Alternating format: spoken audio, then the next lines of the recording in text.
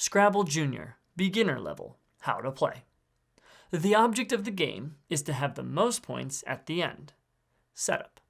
Lay out the red side of the board that has the pictures and words on it.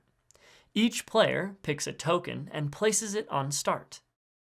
Place all the tiles face down and mix them up, then each player takes 7 and places them face up in front of themselves.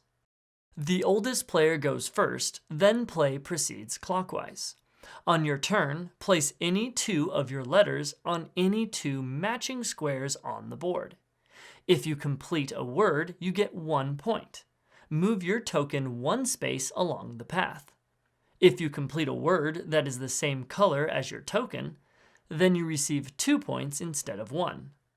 If you complete more than 1 word with a single tile, then you score points for each word completed.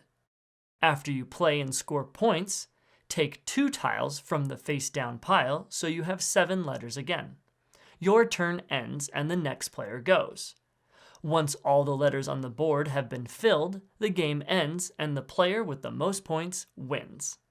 For a more advanced way to play, check out this video.